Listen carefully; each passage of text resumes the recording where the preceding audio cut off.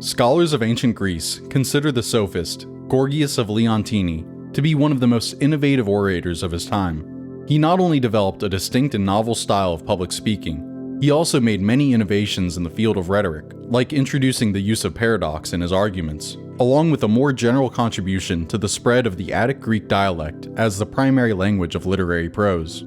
His skill with language impressed both the audiences of his day and also later philosophers like Hegel.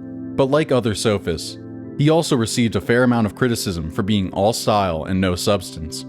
Aristotle criticized him not just for being too flowery, but also for caring more about making money off the appearance of wisdom rather than actually making good arguments, which was a common criticism of the sophists. But maybe his critics were just jealous. The ancient historian Diodorus Siculus said that he was, by far, the most skillful person of his generation at speaking. He was also the inventor of rhetorical techniques, and as a sophist, was so far ahead of everyone else that he was paid 100 minas by his pupils. He was so successful and gained so much wealth that he was able to commission a gold statue of himself for a public temple. And after his Pythian oration, the Greeks would install another gold statue of him in the Temple of Apollo at Delphi, which must have been quite the honor. While it makes sense to group him with the sophists, since he shared so many common features with them, like charging for lessons, he was also known for criticizing the other sophists for claiming to teach virtue, or arete. And like Protagoras, we'll see that his thought was much more complex and ahead of its time than he gets credit for, so we shouldn't ignore their ideas just because Plato and Aristotle gave sophistry a bad name. Thanks to his mind-bending treatises like the Paradoxical on the non-existent, he's been labeled a nihilist, so it probably won't be surprising that it's hard to say what exactly he believed, but as we'll see, he's more than just a rhetorician. Hey, I'm Matt. You're watching Nothing New, and today we're talking about one of the most successful sophists in ancient Greece, Gorgias. Born in eastern Sicily, he traveled the Greek world and soon became famous for delivering orations at various Pan-Hellenic festivals, to the point he was described as having been conspicuous at Olympia. As a teacher of rhetoric, he was said to have had many famous students. According to the later sophist Philostratus, he attracted the attention of the most admired men, Critias and Alcibiades who were young, and Thucydides and Pericles who were already old. Agathon too, the tragic poet, whom comedy regards as wise and eloquent, often Gorgianizes in his iambic verse. If his life didn't sound incredible enough, he was also said to have lived to be 108 years old. We're going to explore not just his rhetorical skill and innovations, but also how his philosophical ideas foreshadowed modern philosophy. But first, if you're interested in ancient philosophy and want to learn more, make sure to subscribe and hit the bell. Anyways, let's get into it. Gorgias was a highly influential teacher among the sophists. Aristotle tells us how the paid teachers of eristic argumentation used a form of training for their pupils which closely resembled Gorgias's approach, for they gave them speeches to learn, which were either rhetorical or those which questioned an opponent's position, and whichever kind of speech they gave their pupils, they invariably supposed that the other kind was included among them.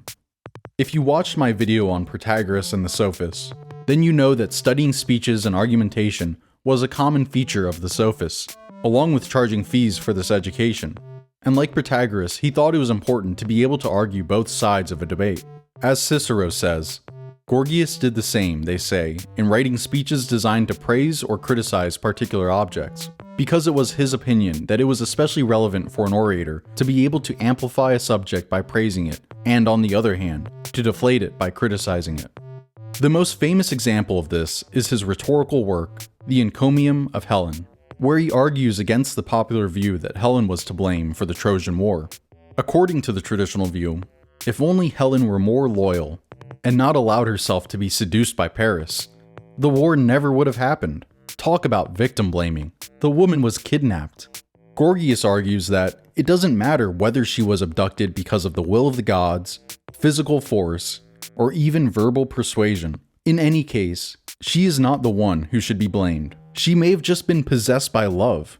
But as Gorgias says, if love, being a god, has the divine power of gods, how could the weaker being have the power to reject this and to ward it off? But if it is a human disease and an error of the soul, it ought not to be blamed as a sin, but ought rather to be accounted as a misfortune. For she went, as she started out, in the clutches of fortune, not by plans of the mind, and by the constraints of love, not the preparations of art. In the Cambridge Companion to Plato, scholar Terence Henry Irwin says that Gorgias' speech in defense of Helen considers arguments to show that Helen is responsible and blameworthy for running off with Paris. Gorgias rejects all of these arguments. He suggests that no sound argument can be given for holding anyone responsible for anything. If we object to a skillful advocate's ability to secure the acquittal of a client who is obviously guilty, we should think again, since it can be plausibly argued that no one is ever really guilty. Orators were sometimes accused of making the weaker argument the stronger, that is to say, of making the objectively weaker argument prevail in a particular dispute. This accusation is warranted only if there is an objectively weaker and stronger argument, but Gorgias casts doubt on whether there is any such thing.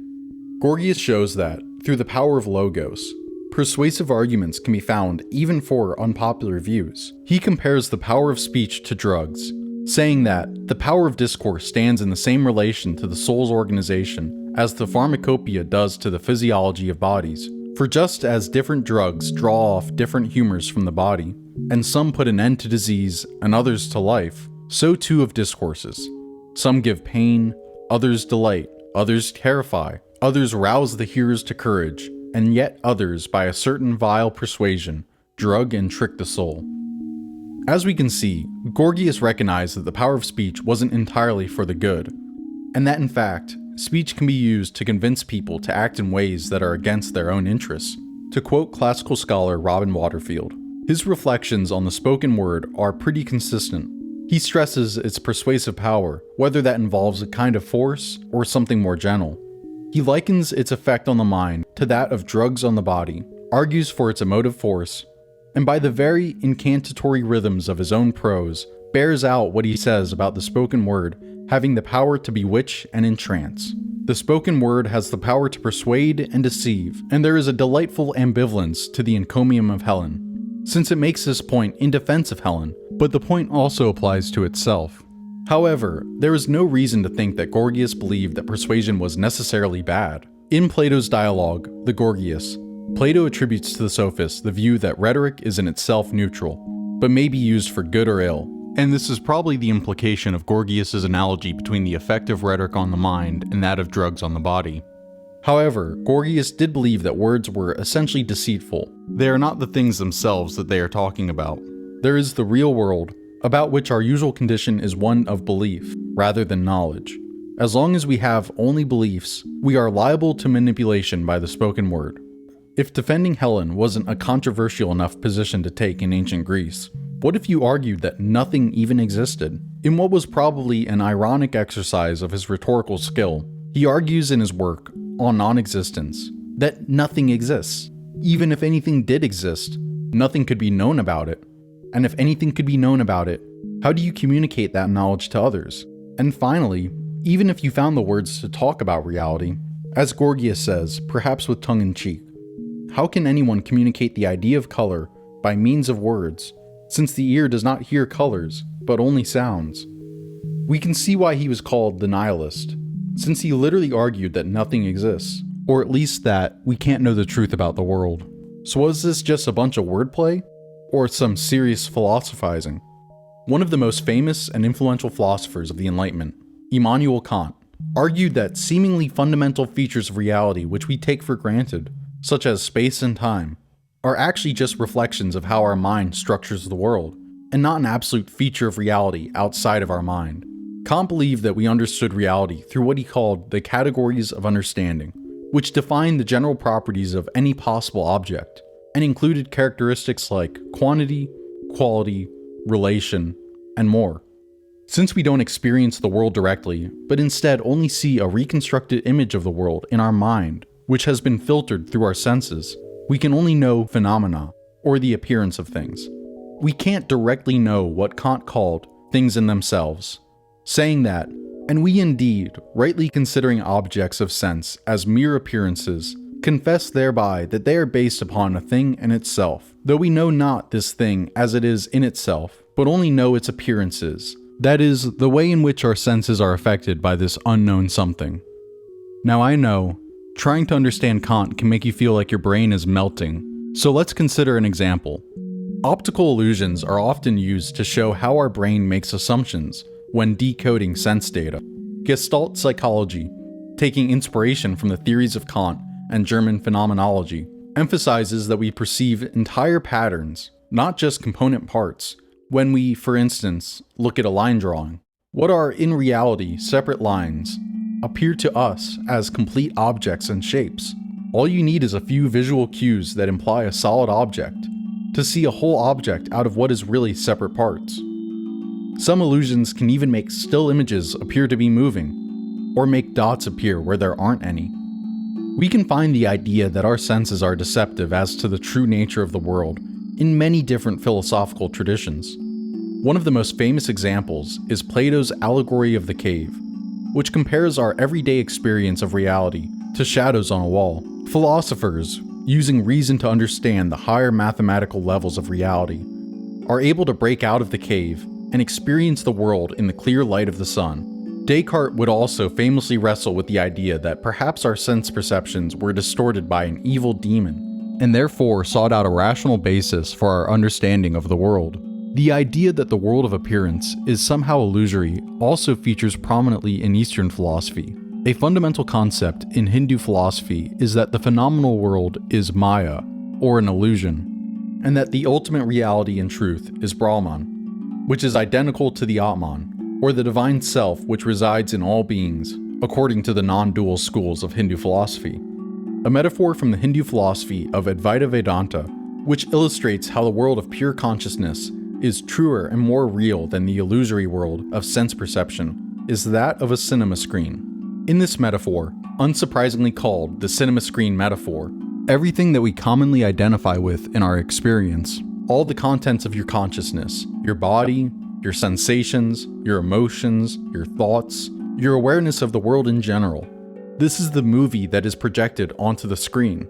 But that is just an illusion, and we are not actually the movie. We are really the blank screen which the movie is being projected onto. But because of our ignorance and the illusory nature of reality, we identify with the impermanent levels of body and ego, instead of with the divine and attributeless self which underlies all of reality. That is, we get immersed in the story and can't help but identify with it, and forget that we're even watching a movie on a blank screen. As we dig into Plato, we'll see that this was a major problem for philosophy that goes back to the debate between Heraclitus, who thought that all of reality was characterized by change, but only a select few had the ability to see this truth, and Parmenides, who thought that the change we see in the world was the real illusion, and actually all of reality was an eternal, unchanging unity.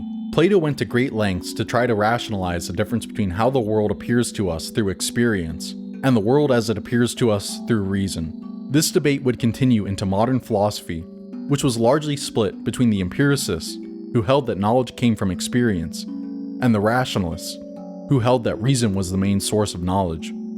Kant would call these kinds of propositions a priori and a posteriori, and his critique of pure reason was a direct response and attempt to resolve this debate between empiricists and rationalists. It's really amazing that the Sophists don't get more attention, when their ideas touch on some of the most fundamental and long-standing problems in philosophy. The debates that began between the Greek Sophists and philosophers, and the questions about how we gain true knowledge about reality, have continued well into modern philosophy, and will probably go on well into the future. If only more of their works survived, then I think just like Robin Waterfield said of Protagoras, we would see that these thinkers were more coherent and innovative than they get made out to be. Next in this series, we'll be exploring another famous sophist, Hippias of Elis, and the debate between Nomos and Physis that we mentioned last time in our video on Protagoras. Anyways, make sure to like the video if you learned something new, and don't forget to leave a comment and share it with your friends. Thanks for watching, and I'll see you next time.